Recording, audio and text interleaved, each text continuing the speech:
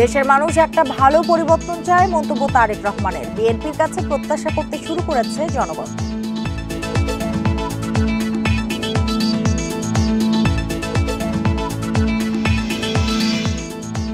ভোটের আগে আইনশৃঙ্খলা বড় চ্যালেঞ্জ, পরিস্থিতি আরও উন্নতি হবে, রংপুরের প্রধান নির্বাচন কমিশনার।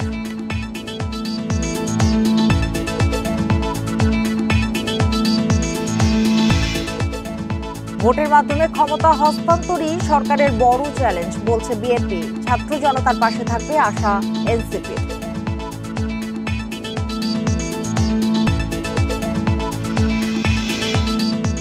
ঢাকা বিশ্ববিদ্যালয়ের হলগুলোতে প্রকাশ্য ও গুপ্ত রাজনীতি নিষিদ্ধ থাকবে, জানিয়েছেন প্রক্টর। রাতে শিক্ষার্থীদের বিক্ষোভ।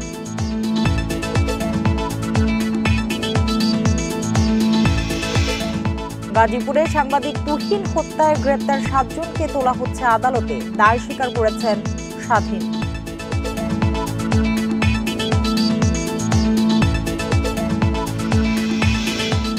আমন্ত্রণ বিরতিহীন সংবাদ দুপুরে আপনাদের সঙ্গে আছি আমি সুমনা সিং। এতক্ষণ জানাচ্ছিলাম শিরোনামগুলো, এবার জানাবো পুরো খবর। দেশের মানুষ বিএনপির কাছে নানা প্রত্যাশা করতে শুরু করেছে বলে মন্তব্য করেছেন বিএনপির ভারপ্রাপ্ত চেয়ারম্যান তারেক রহমান। সকালে কাকরাইলে ড্যাবের সম্মেলনে ভার্চুয়ালি যুক্ত হয়ে মন্তব্য করেন তিনি। তারেক রহমান বলেন, দেশের মানুষ একটা ভালো পরিবর্তন চায়, স্বচ্ছ ব্যবস্থা দেখতে চায়। গত বছরের 5 আগস্ট থেকে জনগণ বুক ভরে শ্বাস নিতে পারছে। এর আগে গত 8 বছর ধরে বিএনপি চেয়ারপারসন বেগম খালেদা জিয়াকে যারা চিকিৎসা দিয়েছেন তারা ফ্যাসিবাদী আমলে নির্যাতনের শিকার হয়েছেন। এছাড়াও ফ্যাসিবাদী আমলে ড্যাবের অনেক চিকিৎসক নানা বাধার মুখে পড়েছিলেন। অনুষ্ঠানে ড্যাবের সব চিকিৎসকদের আন্তরিক ধন্যবাদ জানান তারেক রহমান। পরে দেশে পরিবর্তন আনতে সবাইকে একসঙ্গে কাজ করার আহ্বান জানান তিনি। এরপরে আপনাদের নতুন যে বিখ্যাত চিকিৎসক 5 তারিখে বাংলাদেশের মানুষ হঠাৎ করে বুক ভরে শ্বাস নিতে পেরেছে। যারা সরকারে থাকবে তাদেরকে অবশ্যই সহযোগিতা করতে হবে, তাদেরকে গাইডলাইন দিতে হবে, সর্বরকম সহযোগিতা পরিবেশ তৈরি করতে হবে। বাট পরিবেশটিকে রক্ষা করতে হলে সকল কিছু যদি তৈরি করতে হয়, আমাদের সকলকে একসাথে কাজ করতে হবে।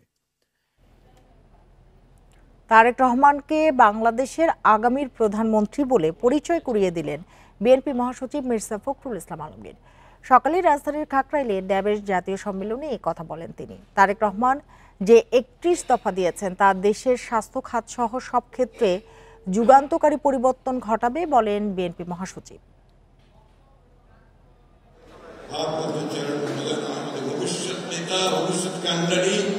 ভবিষ্যতে আমাদের প্রধানমন্ত্রী আজকে তার দৃষ্টিতে জানতে চায়, তার স্ত্রী একজন প্রখ্যাত চিকিৎসক,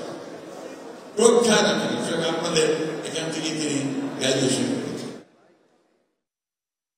বিগত নির্বাচনগুলোয় যারা যুক্ত ছিলেন তারা এবার দায়িত্ব পাবেন না বলে জানিয়েছেন প্রধান নির্বাচন কমিশনার এএমএম নাসির উদ্দিন। সকালে রংপুর আঞ্চলিক নির্বাচন অফিসে জাতীয় সংসদ নির্বাচনকে সামনে রেখে আয়োজিত এক মত বিনিময় সভায় একথা বলেন তিনি। জানা নির্বাচনে যারা প্রিজাইডিং অফিসার হিসেবে অনিয়ম করেছেন তাদের বিরুদ্ধে ব্যবস্থা নেবে ইসি। ভোটের আগে আইনশৃঙ্খলা পরিস্থিতির আরও উন্নতি হবে বলে আশা জানান সিইসি। বলেন, ত্রয়োদশ নির্বাচন স্বচ্ছ, সুষ্ঠু ও সুন্দরভাবে আয়োজনের জন্য সর্বোচ্চ চেষ্টা করছে কমিশন। কারো পক্ষে বা বিপক্ষে নয়, বরং 18 কোটি মানুষের হয়ে কমিশন কাজ করবে বলেও জানান তিনি।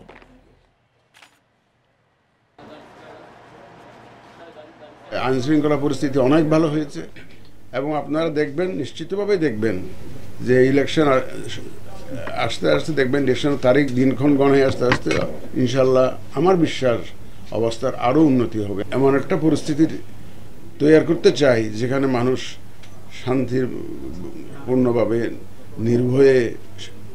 নির্ভয়ে পছন্দের প্রার্থীকে যাতে ভোট দিতে পারে। সুষ্ঠু ও শান্তিপূর্ণ নির্বাচনের মাধ্যমে ক্ষমতা হস্তান্তরকে অন্তর্বর্তী সরকারের বড় চ্যালেঞ্জ মনে করছেন বিএনপি নেতারা। আর এনসিপি নেতারা আশা করছে ছাত্র জনতা সরকারকে যে আশা নিয়ে ক্ষমতায় বসিয়েছে তা পূরণ করবে। সরকারের 1 বছর পূর্তিতে প্রতিক্রিয়ায় এসব কথা বলেন তারা। জুলাই গণ অভ্যুত্থানের পর অধ্যাপক মোহাম্মদ ইউনূসের নেতৃত্বে গঠিত অন্তর্বর্তী সরকারের ১ বছরে প্রশংসার পাশাপাশি রয়েছে সমালোচনাও। সরকারের কর্মকাণ্ড জনগণের আস্থা কতটুকু অর্জন করতে পেরেছে তা নিয়ে চলছে বিশ্লেষণ। অন্তর্বর্তী সরকারের রাজনৈতিক দলগুলো আস্থা অর্জনের পাশাপাশি কিছু সমালোচনাও রয়েছে বলে মনে করেন এই রাষ্ট্রবিজ্ঞানী। এই ১ বছরের দায়িত্বে থাকাকালীন সময়ে সকল রাজনৈতিক দলগুলোর সাথে মাঝে মধ্যে ভুল বোঝাবুঝি হয়েছে, কিন্তু চূড়ান্তভাবে দুই পক্ষের মধ্যে কোনো ভাঙন সৃষ্টি হয় নাই বা বিভাজন সৃষ্টি হয়নি। রাজনৈতিক দলগুলো অন্তর্বর্তীকালীন সরকারের উপরে তাদের আস্থা ধরে রাখতে পেরেছিল আর কি। যে ভরসা নিয়ে ছাত্র জনতা ইউনূস সরকারকে ক্ষমতায় বসিয়েছে তারা তা পালন করবেন বলে মনে করেন এনসিপির এই নেতা। স্যার ইউনূস দায়িত্ব নিলেন তখন ভঙ্গুর একটা রাষ্ট্র ছিল, তার আপনি জানেন ১ সপ্তাহের মতো সময় বাংলাদেশে পুলিশ বলতে কিছু ছিল না, অর্থনৈতিক অবস্থা একেবারে তলানিতে ছিল, রাষ্ট্রের সকল কাঠামো ভেঙে পড়ছিল। সেই জায়গা থেকে মূল্যায়ন করলে প্রফেসর ইউনূসকে আমাদের কাছে মনে হয়েছে যে হ্যাঁ, বাংলাদেশটাকে একটা টেনে তোলার ওনার চেষ্টা ছিলেন। তবে আগামী নির্বাচনের মাধ্যমে ক্ষমতা হস্তান্তরকেই অন্তর্বর্তী সরকারের বড় চ্যালেঞ্জ মনে করেন বিএনপি নেতারা। এই গণ অভ্যুত্থানের যে আকাঙ্ক্ষা, শহীদদের যে রক্তের ঋণ, এটা পরিশোধ করা, গণ অভ্যুত্থানের আকাঙ্ক্ষাকে বাস্তবায়ন করা, সেটা হচ্ছে এই নির্বাচিত সরকারের মাধ্যমে করা। জনগণের মনে এখনো ভীতি রয়েছে। আগের যে 3টি প্রহসনের নির্বাচন আওয়ামী লীগ সরকার করেছে, এর থেকে উত্তরণ ঘটানো প্রয়োজন এবং আমরা আশা করি নির্বাচন কমিশন এবং এই সরকার একটি সুষ্ঠু নিরপেক্ষ নির্বাচন দিতে সক্ষম হবে। তবে পুলিশ বাহিনীর উপরে আমাদের আস্থা কম। এই পুলিশ এখনো তারা কনফিডেন্স ফিরে পায়নি এবং জনগণের আস্থা তাদের উপর নেই বললেই চলে। রিজার্ভ সহ সার্বিক পরিস্থিতি সামাল দেয়া অন্তর্বর্তী সরকারের সফলতার পাশাপাশি আইন শৃঙ্খলা পরিস্থিতি, মব ভায়োলেন্স নিয়ে ব্যর্থতার কারণে রয়েছে সমালোচনাও। Mamunur Rahman, independent news, Dhaka. ঢাকা বিশ্ববিদ্যালয়ের হলগুলোতে প্রকাশ্য ও গুপ্ত রাজনীতি নিষিদ্ধ থাকবে বলে জানিয়েছেন প্রক্টর সাইফুদ্দিন আহমেদ।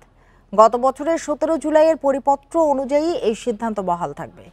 ছাত্রদলের হল কমিটি ঘোষণার প্রতিবাদে মধ্যরাতে ক্যাম্পাসে শিক্ষার্থীদের বিক্ষোভের মুখে তিনি কথা বলেন। হল কেন্দ্রিক কমিটি ঘোষণার বিষয়ে আজ হল প্রভোস্টের সাথে বৈঠকের পর সিদ্ধান্ত নেবে কর্তৃপক্ষ। ঢাকা বিশ্ববিদ্যালয়ে হল রাজনীতি নিষিদ্ধের দাবিতে শুক্রবার মধ্যরাতে মহসিন হল থেকে শুরু হয় সাধারণ শিক্ষার্থীদের বিক্ষোভ মিছিল। পরে একে একে বিভিন্ন হল থেকে শিক্ষার্থীরা যোগ দেন রাজু ভাস্কর্যের সামনে।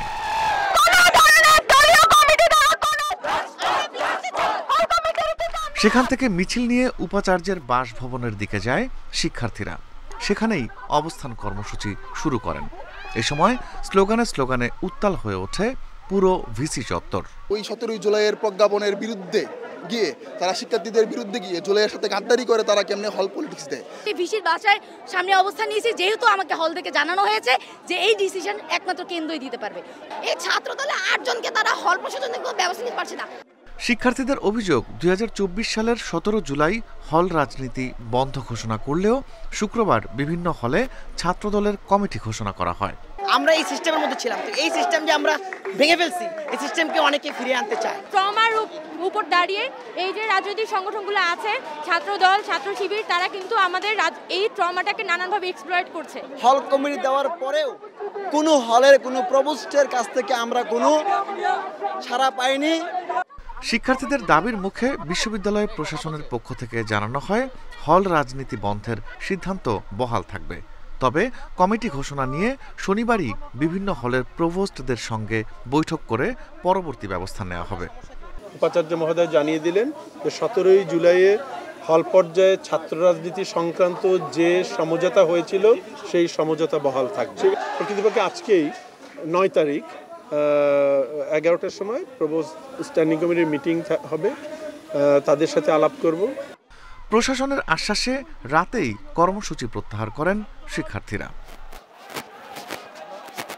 Rifat Alam, independent news, Dhaka. এ নিয়ে আলোচনা করতে আমাদের সঙ্গে যোগ দিয়েছেন ঢাকা বিশ্ববিদ্যালয়ের ছাত্র দলের সাধারণ সম্পাদক নাহিদুজ্জামান শিপন এবং বাংলাদেশ ছাত্র অধিকার পরিষদের সভাপতি বিন ইয়ামিন মোল্লা। আপনাদের দুজনকেই স্বাগত জানাচ্ছি ইন্ডিপেন্ডেন্ট টেলিভিশনে। তবে শুরুতেই চলে যেতে চাই জনাব নাহিদুজ্জামান শিপনের কাছে। জনাব শিপন, হল রাজনীতি নিষিদ্ধের দাবির বিষয়টিকে ছাত্রদল কিভাবে দেখছে? আপনারা হলে রাজনীতিতে কোনো সমস্যা আদৌ দেখেন কিনা?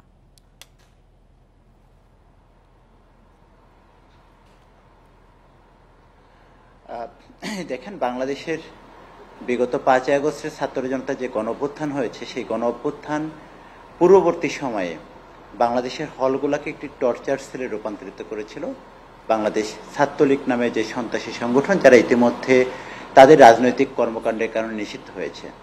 এর আগে কিন্তু আসলে ঢাকা বিশ্ববিদ্যালয় সহ ঢাকা বিশ্ববিদ্যালয়ের কথাই যদি বলি, ঢাকা বিশ্ববিদ্যালয়ে সব পরিসরেই কিন্তু রাজনীতি ছিল, রাজনীতি মুক্ত কখনোই ছিল না।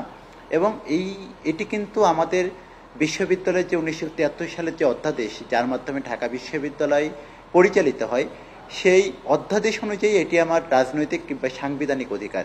আমরা যদি আমাদের সাংবিধানিক অধিকারের কথা বলি, সংবিধানের 37, 38 কিংবা 39 অনুচ্ছেদ অনুযায়ী আমার মতামত প্রকাশ করা, এটি কিন্তু আমার অধিকার। এবং এই অধিকারকেই কিন্তু বিগত 1.5 দশক ধরে ফ্যাসিস্ট আওয়ামী সরকার এবং তার সন্ত্রাসী সংগঠন ছাত্রলীগ ঢাকা বিশ্ববিদ্যালয়ে আমাদেরকে বাধাগ্রস্ত করেছিল।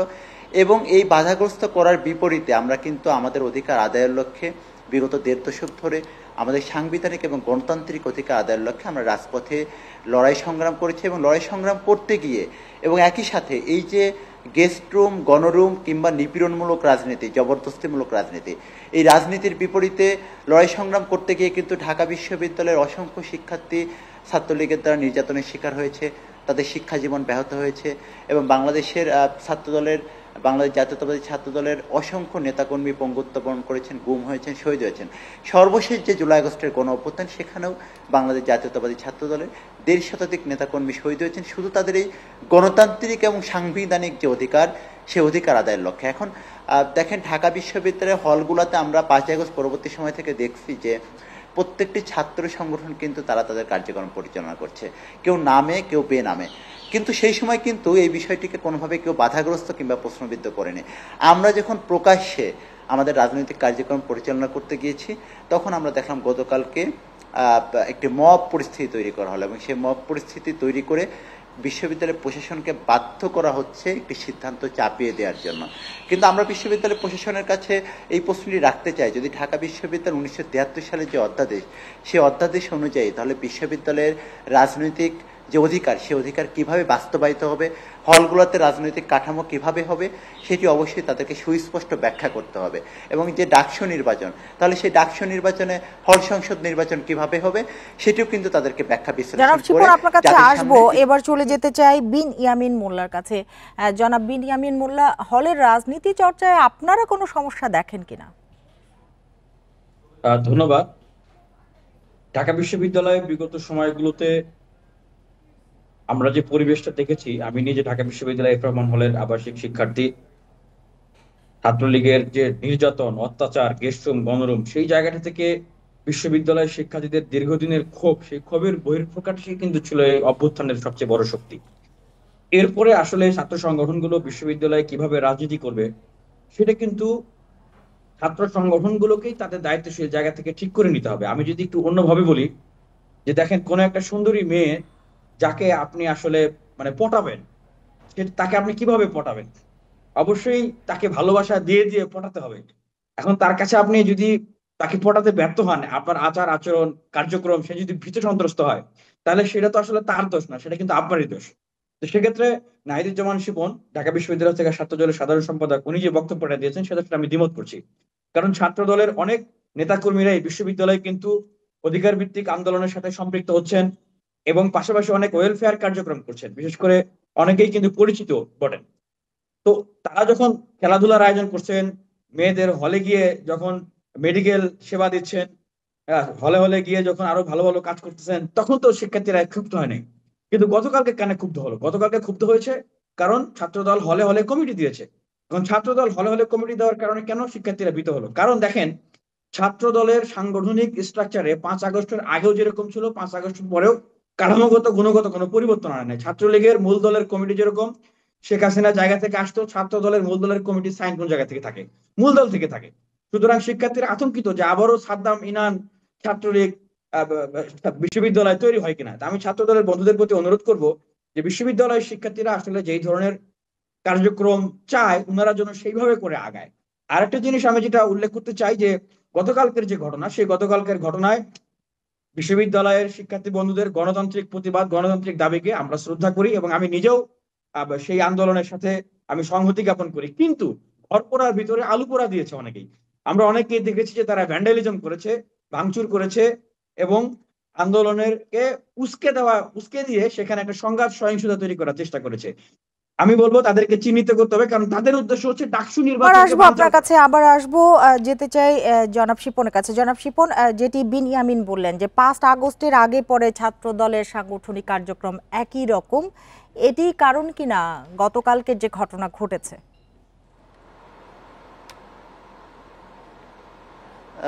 দেখেন, আমি একমাত্র যদি বলি যে আমাদের ঢাকা বিশ্ববিদ্যালয়ের সবথেকে বর্তমানে যে বৃহৎ ছাত্র সংগঠনটি, সেই ছাত্র সংগঠনটির 5 আগস্ট পরবর্তী সময়ে একমাত্র ছাত্র সংগঠন যাদের একজন নেতা কিংবা কর্মীর বিরুদ্ধে সাধারণ শিক্ষার্থীদের পক্ষ থেকে কোনো ধরনের অভিযোগ এই জাতির সামনে উপস্থাপন করতে পারেনি। এমন কোনো ধরনের অপরাধ কিংবা নিপীড়নমূলক কোনো কর্মকাণ্ডে বাংলাদেশ জাতীয়তাবাদী ছাত্র দলের একজন নেতাকর্মীও এই বিগত 1 বছরে জড়িত হয়নি। এবং আরেকটি বিষয়, এই যে বিগত সময়ের যে গেস্ট রুম কিংবা গণরুম, এই যে সংস্কৃতি, এই সংস্কৃতির সবথেকে বড় ভুক্তভোগী সংগঠন বাংলাদেশ জাতীয়তাবাদী ছাত্র দল। সুতরাং আমরা বিশ্ববিদ্যালয়ের প্রশাসনকে আগেও অবগত করছি, দেখেন যে আমরা যারা ভুক্তভোগী যে সংগঠনটি, সেই ভুক্তভোগী সংগঠন হিসেবে কোনোভাবেই ঢাকা বিশ্ববিদ্যালয়ে অতীতের মতো নিপীড়নমূলক কোনো রাজনীতি ফিরে আসুক এবং এই যাতে ফিরে না আসতে পারে এবং কেউ যাতে ফ্যাসিবাদী কিংবা স্বৈরাচারী মনোভাব ধারণ না করতে পারে, সেই লক্ষ্যে কিন্তু 3 আগস্ট শাহবাগ থেকে বাংলাদেশ জাতীয়তাবাদী ছাত্র দলের ছাত্র সমাবেশ থেকে 9 দফা ঘোষণা করা হয়েছে, যেখানে সুস্পষ্টভাবে আমরা বলেছি ঢাকা বিশ্ববিদ্যালয়ে অতীতের ন্যায় কোনো গেস্ট রুম, গণরুম কিংবা কোনো ধরনের নিপীড়নমূলক রাজনীতি কোনোভাবে প্রশ্রয় দেওয়া হবে না। এবং একই সাথে দেখেন, আমরা কিন্তু হলগুলোতে অতীতের যে রাজনীতি, যে কালচার ছিল, যে মিটিং করা, মিছিল করা বা হলের মধ্যে বিভিন্ন ধরনের যে ধরনের কর্মকাণ্ডতে শিক্ষার্থীরা বিরক্ত হয়, আমরা কিন্তু শিক্ষার্থীদের মনোভাবকে ধারণ করে আমাদের রাজনৈতিক কার্যক্রম পরিচালনা করছি। গতকালকের যে আন্দোলন, আমাদের কাছে মনে হয়েছে এই আন্দোলনটি আমরা অবশ্যই শিক্ষার্থীদের মনোভাবকে ধারণ করে রাজনীতি করি এবং তাদের সেন্টিমেন্টকে আমরা প্রচন্ড রকম শ্রদ্ধা করি। কিন্তু স্পষ্ট শিপন থাকুন আমাদের সাথে। আবারও যাব বিনিয়ামিনের কাছে। বিনিয়ামিন, যেমন গেস্ট রুম, গণরুম সংস্কৃতির কথা যেটি বলছিলেন, আপনিও শুরুতেই বলছিলেন, আমরা দেখেছি যে ছাত্রলীগের সময় হলগুলো গেস্ট রুম নির্যাতনের ক্ষেত্র হয়ে উঠেছিল। এই অবস্থা যাতে আর ফিরে না আসে, সেজন্য কি উদ্যোগ প্রয়োজন বলে আপনি মনে করেন? জি, ধন্যবাদ। আমি যে কথাটা বলছিলাম যে সামনে যেহেতু ছাত্র সংসদ নির্বাচন, সেই ছাত্র সংসদ নির্বাচনকে কেন্দ্র করেই এখন আমি যদি বলি যে ছাত্র দলের অনেক কার্যক্রম আমরা দেখেছি যে তারা আসলে ছাত্র সংসদ নির্বাচন ইনডাইরেক্টলি চাচ্ছে না, এবং যে কারণে আসলে তারা ঠিক এই সময়টা ইশতেহার দেওয়ার পরেই এই কমিটিগুলো ঘোষণা করেছে, কারণ তারা জানে যে কমিটি ঘোষণা করলে শিক্ষার্থীদের একটা প্রতিক্রিয়া হবে। এখন তারা বলবে যে বিশ্ববিদ্যালয়ে লেভেল প্লেইং ফিল্ড নেই, গণতান্ত্রিক পরিবেশ নেই। তাদের সাথে বাকশাস নামক নতুন একটা সদ্য ভূমিষ্ঠ ছাত্র সংগঠন, তাদের কিছু নেতাকর্মীদেরকে আমরা গতকালকে যুক্ত হতে দেখেছি, যে যারা এই একটা প্রজেক্ট নিয়েছে আর কি, যে ছাত্রদল কমিটি দেবে আর তারা শিক্ষার্থীদের এই আন্দোলনের ভিতরে ঢুকে শিক্ষার্থীদেরকে উস্কে দিয়ে ক্যাম্পাসে একটা অস্থিতিশীল পরিবেশ তৈরি করবে। এবং তাদের এই যে ঘর পোড়ার ভিতরে আলু পোড়া দেওয়া, অনেকে সেখানে আবার আলু পোড়া দিতে গেছে। এই জায়গাটায় আমি ঢাকা বিশ্ববিদ্যালয়ের সকল শিক্ষার্থীদেরকে সচেতন করে দেবো যে এই আন্দোলন সামনে বিভিন্ন ধরনের পরিস্থিতি ক্রিয়েট করে কেউ যেন ছাত্র সংসদ নির্বাচনকে কোনোভাবেই বানচাল করতে না পারে, এই দিকে সবাইকে সতর্ক থাকতে হবে। এবং সামনে সকল গণতান্ত্রিক আন্দোলন সংগ্রাম চলবে, আমরা আপনাদের সাথে আছি। তবে সেই আন্দোলনকে পুঁজি করে কেউ যেন ভ্যান্ডালিজম করা, কেউ যেন সহিংসতাকে উস্কে দেওয়ার কোনো ধরনের সুযোগ না থাকে। এবং ক্যাম্পাসে কিন্তু বিভিন্ন জায়গায় এটা অস্বীকার করার কোনো উপায় নাই যে ছাত্রলীগেরও অনেকেই গতকালকের ভ্যান্ডালিজমে চিহ্নিত হয়েছে, যারা সেই সুযোগটাকে কাজে লাগাতে চাচ্ছেন। তবে এই সমস্ত পরিস্থিতিকে নিয়ন্ত্রণে নিয়ে আসা, বিশ্ববিদ্যালয়ে স্থিতিশীল গণতান্ত্রিক পরিবেশ তৈরি করা, শিক্ষার্থীদের ডেভেলপমেন্টের জন্য কাজ করা এবং ছাত্র রাজনীতির রূপরেখা কি হবে সকল কিছু ঠিক করার জন্য আমাদের ডাকসুটা দরকার। বিনিয়ামিন থাকুন। আবারও যাব জনাব শিপনের কাছে। জনাব শিপন, বিনিয়ামিন যেমনটি বলল, এমনটি শোনা যায় আসলে ডাকসু নির্বাচন চায় না ছাত্রদল। এই অভিযোগের বিষয়ে আপনার কিছু বলার আছে কিনা? আমি আমি আমি একদম সুস্পষ্টভাবে বিনিয়ামিনকে আমি বলছি যে দেখেন, ডাকসুর ব্যাপারে 5 আগস্ট পরবর্তী সময় থেকে ঢাকা বিশ্ববিদ্যালয় ছাত্রদল সর্বোচ্চ আন্তরিক। এখন পর্যন্ত ডাকসুর বিরোধী এমন কোনো কর্মকাণ্ড কিংবা ডাকসু যাতে না হয় এমন ধরনের কোনো বিশ্ববিদ্যালয়ের পরিবেশ তৈরি হোক আমরা কিন্তু সেটি চাইনি। কিন্তু বিশ্ববিদ্যালয়ের প্রশাসনকে আমরা বারবার অবগত করছি। বিনিয়ামিন মোল্লাও যেটা বলছিল যে কালকে কিছু ছাত্রলীগের চিহ্নিত কিছু সন্ত্রাসীকে সেখানে দেখা গিয়েছে এই আন্দোলনে।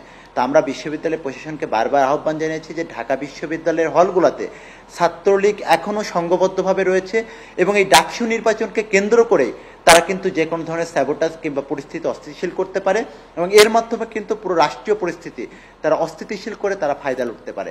এই বিষয়ে তাদেরকে আমরা অনেকবার সতর্ক হওয়ার আহ্বান জানিয়েছি এবং যারা ছাত্রলীগের, আপনি এখনো দেখবেন যে ছাত্রলীগের যারা বিভিন্ন সময় নির্যাতন নিপীড়নের সাথে জড়িত ছিল তাদের কারোর বিরুদ্ধে আজ পর্যন্ত বিশ্ববিদ্যালয় প্রশাসন ব্যবস্থা গ্রহণ করতে পারেনি। আমাদের কাছে মনে হয়েছে এই যে গতকালকে সহ এই যে ডাকসু নির্বাচনকে কেন্দ্র করে যে ধরনের প্রপাগান্ডা ছড়ানো হচ্ছে, ছাত্রদলের যে জনপ্রিয়তা সেই জনপ্রিয়তা ঈর্ষান্বিত হয়ে, কারণ সাধারণ শিক্ষার্থীরা কিন্তু এখন সব বুঝতে পেরেছি। জনাব শিপন, আপনার বক্তব্য স্পষ্ট। বিনিয়ামিন, একটু জানতে চাই আপনার কাছে যে আপনার কেন মনে হচ্ছে যে ছাত্রদল ডাকসু নির্বাচন চাচ্ছে না? এটা আমার মনে হচ্ছে না, শুধু বিশ্ববিদ্যালয়ের শিক্ষার্থীদের কাছে জিজ্ঞেস করলে আপনারা জানতে পারবেন, বুঝতে পারবেন। কারণ এই মুহূর্তে যদি ছাত্র সংসদ নির্বাচন হয়, যেহেতু ছাত্র দলের নেতৃবৃন্দরা তাদের কার্যক্রমের ভিতর দিয়ে বা 5 আগস্ট পরবর্তী সময়ে শিক্ষার্থীদের যে চাওয়া, সেই চাওয়া অনুযায়ী তাদের সাংগঠনিক কার্যক্রম সেইভাবে পরিবর্তন করে শিক্ষার্থীদের কাছে জনপ্রিয় হতে পারে নাই, সেই জায়গা থেকেই তারা আসলে ডাকসু নির্বাচনটা চাচ্ছে না। আরেকটা দিক, সেখানে যে ছাত্র দলের ভাইয়েরা তারা ভাবছেন যে সামনে জাতীয় নির্বাচন হবে, হলে তারা ক্ষমতায় চলে আসবে, তাহলে তো অটোমেটিক বিশ্ববিদ্যালয়ের তারা একটা শক্তিশালী দল হিসাবে, নেতৃত্ব হিসেবে সেখানে আবির্ভূত হচ্ছেন। সুতরাং আবার ডাকসু হয়ে যদি অন্য কেউ ডাকসুতে নেতৃত্ব আসেন, অন্যরা আসেন, তাহলে ঠিক আওয়ামী লীগের সময় যেভাবে দেখা যেত যে এই এক ডাকসুর কারণে শেখ হাসিনা বিব্রতকর অবস্থায় পড়েছে এবং সর্বশেষ তাকে। আমাদের হাতে একেবারে সময় নেই। বিনিয়ামিন মোল্লা এবং নাহিদুজ্জামান শিপন, আপনাদের দুজনকে অনেক ধন্যবাদ আমাদের সাথে যোগ দেবার জন্য, আমাদের সময় দেবার জন্য। চলে যাচ্ছে পরের খবরটিতে। গাজীপুরে সাংবাদিক তুহিন হত্যার ঘটনায় 15 দিনের মধ্যে অভিযোগপত্র দেওয়া হবে বলে জানিয়েছেন মহানগর পুলিশ কমিশনার নাজমুল করিম খান। দুপুরে নিজ কার্যালয়ে সংবাদ সম্মেলনে তুহিন হত্যায় পুলিশের ব্যর্থতা স্বীকার করে জানান, পুলিশ সদস্যের স্বল্পতার কারণে মহানগর এলাকায় অপরাধ দমন চ্যালেঞ্জ হয়ে দাঁড়িয়েছে। এর আগে আলাদা এক সংবাদ সম্মেলনে র্যাব জানায়, সাংবাদিক হত্যার প্রধান আসামি স্বাধীন প্রাথমিক জিজ্ঞাসাবাদে হত্যাকাণ্ডে জড়িত থাকার কথা স্বীকার করেছে। শুক্রবার জেলার বিভিন্ন স্থানে অভিযান চালিয়ে তুহিন হত্যা মামলার প্রধান আসামি স্বাধীন সহ 7 জনকে গ্রেপ্তার করে যৌথ বাহিনী। আজ গ্রেপ্তারকৃতদের আদালতে তুলে রিমান্ড চাইবে পুলিশ। বৃহস্পতিবার দেশীয় অস্ত্র নিয়ে এক ব্যক্তির উপর হামলার ভিডিও ধারণ করায় দৈনিক প্রতিদিনের কাগজের সাংবাদিক মোহাম্মদ আসাদুজ্জামান তুহিনকে কুপিয়ে হত্যা করা হয়।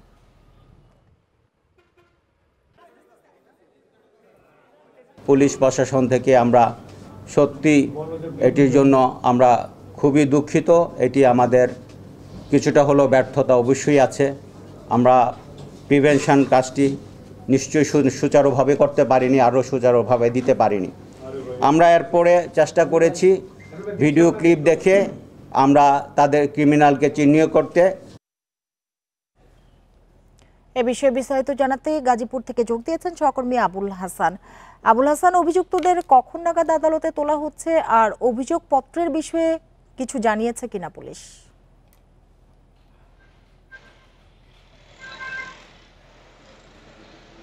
দেখুন, অভিযোগপত্রের বিষয়ে পুলিশ যেটি বলছেন যে নিহত সাংবাদিক আসাদুজ্জামান তুহিন, তার মরদেহের যে ময়নাতদন্তের রিপোর্ট, সেই রিপোর্ট যত দ্রুত পাওয়া যাবে সেই আলোকে তারা চার্জশিট দেবেন। এবং তিনি এখানে কমিশনার ব্রিফিংয়ে বলছেন যে 15 দিনের ভিতরে যেন চার্জশিট দেওয়া যায় সেই ব্যাপারে তারা তৎপর রয়েছেন, কাজ করছেন এবং ময়নাতদন্ত পাওয়ার সাথে সাথে তারা এই চার্জশিট দেবেন বলে পুলিশ কমিশনার আমাদেরকে জানিয়েছেন। আরেকটা কথা বলে রাখি যে এই ঘটনায় যে 7 জনকে গ্রেপ্তার করা হয়েছে তাদের মধ্যে 2 জন হচ্ছেন স্বামী স্ত্রী, অর্থাৎ এখানে যিনি এখানে যে গোলাপী বেগম এবং তার স্বামী দুজন দম্পতি রয়েছেন। এছাড়া বাকিরা কিন্তু অন্যান্য বিভিন্ন স্থান থেকে তাদেরকে গ্রেপ্তার করা হয়েছে এবং পুলিশ যেটি বলছে যে এই গ্রেপ্তার 7 জনের মধ্যে সবাই একাধিক মামলার আসামি এবং তাদের বিরুদ্ধে ছিনতাই সহ বিভিন্ন অপরাধে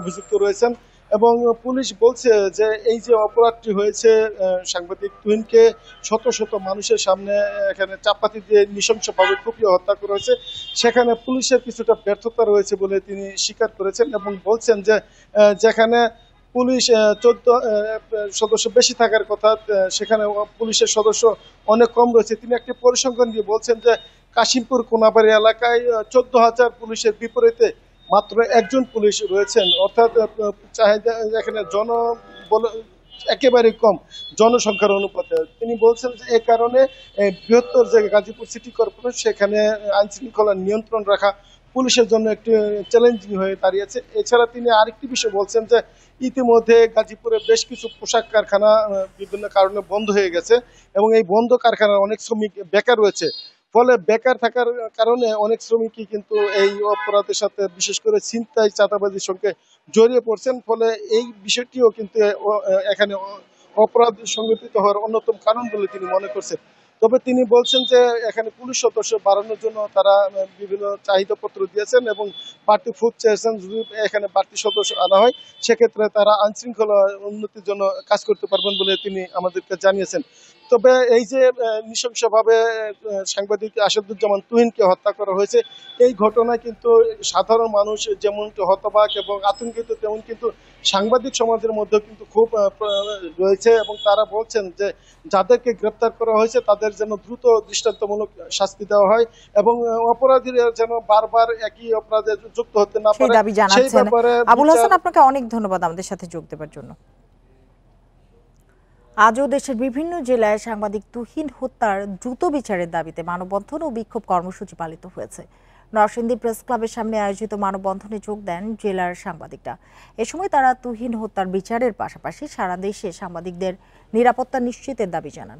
নওগাঁয় সম্মিলিত ঐক্য জোটের আয়োজনে মানববন্ধন ও বিক্ষোভ কর্মসূচি অনুষ্ঠিত হয়েছে। টাঙ্গাইলের বাসাইলে তুহিন হত্যার বিচার চেয়ে মানববন্ধন করেছে রিপোর্টার্স ইউনিটি। এতে সাংবাদিকরা ছাড়াও যোগ দেন বিভিন্ন শ্রেণী পেশার মানুষ। তুহিন হত্যার দ্রুত বিচার দাবিতে বিক্ষোভ কর্মসূচি পালিত হয়েছে ফরিদপুর, নড়াইল, রাজবাড়ী, চাঁদপুর সহ দেশের বিভিন্ন জেলায়।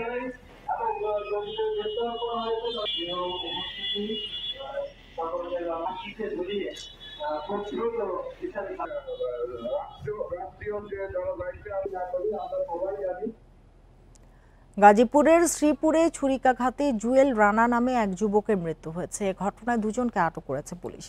গভীর রাতে মাওনার চৌরাস্তায় এ ঘটনা ঘটে। নিহত জুয়েল রানা ময়মনসিংহের হালুয়াঘাট এলাকার বাসিন্দা।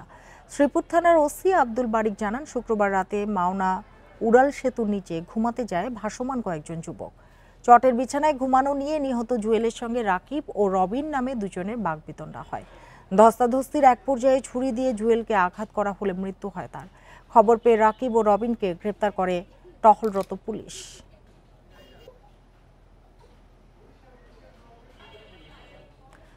লক্ষ্মীপুর সদরে একটি বাড়িতে অভিযান চালিয়ে অস্ত্র ও মাদক সহ সাবেক ছাত্রলীগ নেতা ও আরও 2 জনকে আটক করেছে সেনাবাহিনী। প্রত্যক্ষদর্শী ও সেনাবাহিনী সূত্রে জানা গেছে, অস্ত্র ও ইয়াবা সহ কয়েকজন যুবক পৌরসভার 15 নম্বর ওয়ার্ডের একটি বাড়িতে অবস্থান করছিল। এমন সংবাদের ভিত্তিতে রাতে অভিযান চালায় সেনাবাহিনীর সদস্যরা। এ সময় আহমেদ আল মারুফ রবিন, আহমেদ আল আরিফিন রিমন ও এহসান আহমেদ নামে 3 ব্যক্তিকে আটক করা হয়েছে। পরে তাদের কাছ থেকে অস্ত্র, গুলি, ম্যাগাজিন, ইয়াবা, নগদ টাকা ও 1 সেট সেনাবাহিনীর পোশাক উদ্ধার করা হয়। আটককৃতদের মধ্যে রবিন সাবেক ছাত্রলীগ নেতা, পরে তাদের থানায় হস্তান্তর করা হয়েছে।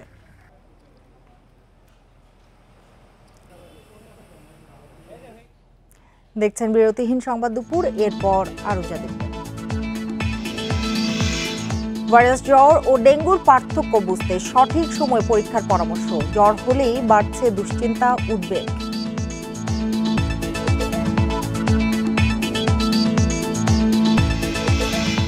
টিকে থাকার লড়াইয়ে মৌলভীবাজারের অনেক ক্ষুদ্র নৃগোষ্ঠী নতুন ঠিকানার খোঁজে গ্রাম ছাড়ছে অনেক পরিবার।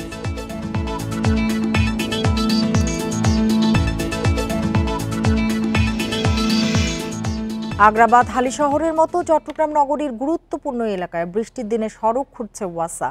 এতে চরম ভোগান্তিতে নাগরিকরা। পয়ঃনিষ্কাশনের পাইপলাইন বসাতে এ কাজ চলছে। বৃষ্টিতে কাজ বন্ধ রাখতে সিটি কর্পোরেশন চিঠি দিলেও ওয়াসার কর্তারা জানিয়েছেন প্রকল্পটির বাস্তবায়ন করতেই হবে। তবে নির্দেশনা না মানলে ব্যবস্থার হুঁশিয়ারি দিয়েছেন মেয়র। চট্টগ্রাম শহরকে ৬টি জোনে ভাগ করে পয়ঃনিষ্কাশন প্রকল্পের কাজ করছে ওয়াসা। এজন্য মাটির নিচে পাইপলাইন বসাতে বিভিন্ন সড়কে চলছে খোঁড়াখুঁড়ি। এর ফলে আগ্রাবাদ, হালিশহর, কদমতলী সহ বেশ কিছু এলাকার সড়কে ঝুঁকি নিয়ে চলছে যানবাহন। স্থানীয়রা বলছেন সারা বছরই কোনো না কোনো সংস্কার কাজ চলে সড়কে। এই দেখছেন রাস্তার অবস্থা, একটা গাড়ি করা যাইতেও কষ্ট হয়ে যায়। এখানে যে খোঁড়াখুঁড়ি বা যে খনন করা হচ্ছে ওয়াসার এই কাজের জন্য শুধুমাত্র এখানে নয়, সারা চিটাং জুড়েই কিন্তু এই সমস্যাটা আমরা ফেস করছি। যে দিক থেকে সেদিকে ভাঙা, শুধু এটা না, অনেক সময় উল্টিও পড়ে গাড়ি। বৃষ্টিতে কাজের জন্য দুর্ভোগ হলেও কিছু করার নেই বলছে ওয়াসা। কাজ শেষ হলে সুফল মিলবে বলছে তারা। প্রায় 15 মিটার নিচ দিয়ে আমরা 2100 মিলিমিটার ডায়া পাইপলাইনের আমরা পাইপ জ্যাকিংয়ের মাধ্যমে আমরা যাচ্ছি সেখানে। সেই কাজটুকু বাকি আছে কিছু, আর বাকি আছে আপনার হাউস কানেকশনও বাকি আছে। এগুলো কাজ হয়ে গেলে আমাদের ট্রিটমেন্ট প্ল্যান্টের আপনার কাজ এখন শুধু মেকানিক্যাল ইলেকট্রিক্যাল ইকুইপমেন্টগুলো ইনস্টলেশন হবে। সিটি মেয়রের দাবি, অসময়ে কাজ বন্ধের জন্য ওয়াসাকেই চিঠি দিয়েছেন তারা। কোনো পদক্ষেপ না নিলে ব্যবস্থা নেওয়া হবে। ইঞ্জিনিয়ারকে ডেকে বলেছে, তাদের এখানে এমডি সাহেবকে বলা হয়েছে, সেখানে ইনস্ট্রাকশন দেওয়া হয়েছে।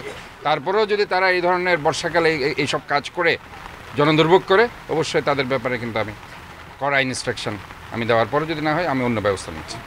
প্রথম ধাপে কাজ চলছে হালিশহর, কালুরঘাট, বাকলিয়া, কাট্রলি ও পতেঙ্গা এলাকায়। পরের ধাপে আরও কিছু জায়গার সড়কে হাত দেবে তারা। পুরো প্রকল্প 2032 সালে শেষ করার লক্ষ্য।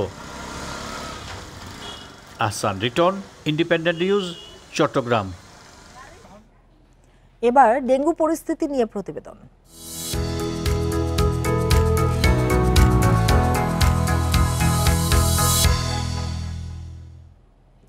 ডেঙ্গুর মৌসুমে জ্বর হলেই দুশ্চিন্তা দেখা দেয় রোগী ও স্বজনদের। তবে সাধারণ ভাইরাস জ্বর ও ডেঙ্গু জ্বরের পার্থক্য বুঝতে সঠিক সময়ে কিছু পরীক্ষার পরামর্শ দিয়েছেন বিশেষজ্ঞ চিকিৎসকরা। বলছেন জটিলতা এড়াতে উপসর্গ ও পরীক্ষার ফল দেখে নিতে হবে চিকিৎসা। উচ্চ জ্বর, তীব্র মাথা ব্যথা, চোখ ও শরীরে জয়েন্ট ও পেশিতে ব্যথা ডেঙ্গু জ্বরের প্রধান উপসর্গ। একটি, দুইটি বা কোনো উপসর্গ ছাড়াই এবছর ডেঙ্গুতে আক্রান্ত হয়ে হাসপাতালে ভর্তি 23,410 জন। এ মৌসুমে প্রায় সব পরিবারে কারো না কারো জ্বর হওয়ায় দেখা দিচ্ছে উদ্বেগ। বিশেষজ্ঞ চিকিৎসকরা বলছেন NS1 অ্যান্টিজেন ও অ্যান্টিবডি পরীক্ষায় মিলবে সমাধান। চোখ লাল হয়ে যাচ্ছে, নাক দিয়ে রক্তক্ষরণ হচ্ছে বা মাড়ি দিয়ে রক্তক্ষরণ হচ্ছে, অ্যাবডোমিনাল ডিস্টেন্সের বা পেট ফুলে যাচ্ছে, এবং যদি ইউরিন বা স্টুলের কালার চেঞ্জ হয়ে যায় অথবা 6 ঘন্টার মধ্যে ইউরিনেশন না হয়, এইগুলো ওয়ার্নিং সাইন। এগুলো ইন্ডিকেট করে যে he is suffering from severe dengue. Severe dengue কিন্তু একটা লাইফ থ্রেটনিং কেস, এই ক্ষেত্রে কিন্তু রোগী মৃত্যু হতে পারে। ডেঙ্গুর এই সুবিধাটা রয়েছে যে NS1 এই পরীক্ষাটা একটা স্পেসিফিক টেস্ট, এবং এটা আপনার প্রথম দিনেই পজিটিভ হয়ে যায়। তো সেই জন্য চিকিৎসকরা ডেঙ্গু মনে করলে NS1 করবেন। NS1 5 দিন থেকে 6 দিন পর্যন্ত পজিটিভ থাকতে পারে। 5 দিন থেকে 6 দিন পরে এটা অ্যান্টিবডি পজিটিভ হয়, অর্থাৎ IgM তৈরি হয়, এবং 10 দিন থেকে 14 দিন পরে IgG হয়। কবে জ্বর এসেছে তার সঠিক দিনক্ষণ ঠিক না থাকলেও দুশ্চিন্তা না করে সঠিক সময়ে পরীক্ষার পরামর্শ বিশেষজ্ঞদের। পেশেন্টের দাদা হয়তো ঠিকভাবে হিস্ট্রি দেয় না, যেখানে হয়তো জ্বরের সংখ্যা হয়েছে 3 দিন, সে হয়তো বলবে 1 দিন। সেই জন্য বেটার হয় যদি সুযোগ থাকে আমাদের দুইটাই করে ফেলা, NS1 আর IgM, যদি হিস্ট্রি নিয়ে কনফিউশন থাকে। কারো কারো ক্ষেত্রে ডেঙ্গু হেমোরেজিক জ্বর বা রক্তপাত এবং ডেঙ্গু শক সিন্ড্রোমও হতে পারে। আতঙ্কিত না হয়ে চিকিৎসকের শরণাপন্ন হওয়ার পরামর্শ। Buddhadeb Kundu, independent news, Dhaka. টিকে থাকা লড়াইয়ের মুখে মৌলভীবাজারের অনেক ক্ষুদ্র নৃগোষ্ঠী। অবহেলায় পিছিয়ে পড়েছে তাদের জনপদ। ভূমি অধিকার, যোগাযোগ, শিক্ষা, স্বাস্থ্যে ব্যবধান স্পষ্ট। নতুন ঠিকানার খোঁজে গ্রাম ছেড়ে চলে যাচ্ছে অনেক পরিবার। কমলগঞ্জ উপজেলার সীমান্ত ঘেঁষা ছোট্ট গ্রাম তৈলংবাড়ি ত্রিপুরাপল্লী। 100 জনের মতো মানুষের বসবাস এই পল্লীতে। আশপাশের গ্রামগুলোর সঙ্গে এই গ্রামের পার্থক্য চোখে পড়ে সহজেই। এখানে নেই চলাচলের উপযোগী রাস্তা, বিদ্যুৎ সংযোগ, শিক্ষার ব্যবস্থা। ব্যাগ পার হইয়া বাজারে যাওয়া লাগে, আমরা খুব কষ্টের মধ্যে আছি। বাচ্চাগুলার লেখাপড়া করে তো অনেক দূরে নিয়ে যাওয়া লাগে, রাস্তাঘাট ঠিক নাই, কারেন্ট নাই। অনেক জীবন যাবৎ ধরে আসি এক জায়গাতে, ফট করি তো মনটা বুঝাইতে পারি না যে দেশ ছাড়িয়ে যাবো। 20 বছরে এই পল্লী ছেড়েছে অন্তত 15টি পরিবার। যারা আছেন তারা পূর্বপুরুষের স্মৃতি আঁকড়ে আছেন। প্রায় 40-50 পরিবারের মতো। অনেকে কাটাতার হওয়ার আগে এই সমস্যা, অনেকের রাস্তাঘাটের জন্য রুগী নিয়ে যাওয়ার সময়, অসুস্থ রুগী নিয়ে যাওয়ার সময় রাস্তায় মারা গেছে বা বিভিন্ন ডাকাতি হচ্ছে, এ কারণে অনেকে চলে গেছে। মৌলভীবাজারে ত্রিপুরা ছাড়াও রয়েছে খাসিয়া, গারো, হাজং, সাঁওতাল, মণিপুরীরা। এছাড়া চা বাগানের আশপাশে বসবাস তেলুগু, মুন্ডা সহ 27টি সম্প্রদায়, যাদের অনেকেই এখন টিকে থাকার লড়াইয়ে। তারা নানাভাবে তারা আজকে বঞ্চনার শিকার। আমরা মনে করি এদেরকে এই বঞ্চনার হাত থেকে রক্ষা করতে গেলে ইন্টারিম গভর্নমেন্ট একটি উদ্যোগ যদি নেয়, আমরা মনে করি তাদেরকে আমরা কিছুটা হলেও তাদেরকে মূল স্ট্রিমে ফিরিয়ে নিয়ে আসতে পারবো। ভূমির সমস্যার সমাধান ও নিরাপত্তা নিশ্চিতেই এখন বেশি গুরুত্ব দিচ্ছে অস্তিত্বের লড়াই থাকা নৃগোষ্ঠীগুলো। Independent news. চলতি বছর বৈরী আবহাওয়ায় ঝালকাঠিতে পেয়ারার ফলন অর্ধেকেরও কম হয়েছে। এতে করে কয়েক কোটি টাকার ক্ষতির সংখ্যায় ব্যবসায়ীরা। এ অবস্থায় উৎপাদন বৃদ্ধি করতে সেচ সহ বিভিন্ন ওষুধ স্প্রে করার পরামর্শ দিচ্ছে কৃষি বিভাগ। তবে এবার পেয়ারার দাম বেশ ভালো, এতে স্বস্তিতে চাষিরা। ঝালকাঠি জেলায় এবার পেয়ারার চাষ হয়েছে 13টি গ্রামে 350 হেক্টর জমিতে। এসব এলাকায় হাজার হাজার মানুষের কাছে পেয়ারার জীবিকা এখন একমাত্র অবলম্বন। আষাঢ় শ্রাবণ ভরা বর্ষায় এসব এলাকার নদী খাল জুড়ে পেয়ারার সমারোহ থাকে। তবে এবছর তাপদাহ, খরা ও অতিবৃষ্টিতে পেয়ারার ফুল ও ফল ঝরে গিয়ে উৎপাদন অর্ধেকেরও কম হয়েছে। ফলে কয়েক কোটি টাকার ক্ষতির মুখে পড়ার শঙ্কায় ব্যবসায়ীরা। প্রতি বছর প্রায় আমার প্রায় ডেইলি 5 মণ নামতো, সেখানে এখন 1.5 মণ নামে। ফলন ভালো না এবং পোকে শীত পড়ে গেছে, প্রায় গইয়াই বারোয়ানি। এবারের পেয়ারায় প্রচন্ড শীত পড়ছে, এই কারণে ফেলাই টেলাই দিয়ে একটু মাল কমাইছে। 700-800 টাকা মন আছে। কৃষি অধিদপ্তর বলছে বিক্রি, উৎপাদন ও সরবরাহ সহ চাষ পদ্ধতিতে চাষিদের নানা পরামর্শ দেয়া হয়েছে। তবে পেয়ারার ফলন কিছুটা কম হলেও দাম ভালো পাচ্ছেন চাষিরা, ফলে ক্ষতি পুষিয়ে উঠতে পারবেন বলেও জানায় কৃষি বিভাগ। আমাদের কিছু উদ্যোক্তা যারা পেয়ারা জেলি তৈরি করছে এবং জেলি তৈরি করে এটা মার্কেটিংয়ে করছে, আমরা তাদেরকে কারিগরি প্রশিক্ষণ দেওয়ার চেষ্টা করছি এবং এটাকে ভবিষ্যতে যেন ভালো একটি পর্যটন এরিয়া হিসেবে গড়ে তোলা যায়, সেজন্য আমরা বিভিন্ন সংশ্লিষ্ট ডিপার্টমেন্ট সহ আমাদের মন্ত্রণালয়ের সাথে কথা বলছি। ভাসমান হাট শুধু একটি বাণিজ্য কেন্দ্র নয়, এটি এখন দক্ষিণ অঞ্চলের পর্যটন আকর্ষণ। শত কোটি টাকার এই পেয়ারা বাণিজ্য বদলে দিচ্ছে স্থানীয় অর্থনীতির দৃশ্যপট। Independent news. এতক্ষণ সাথে থাকার জন্য ধন্যবাদ সবাইকে।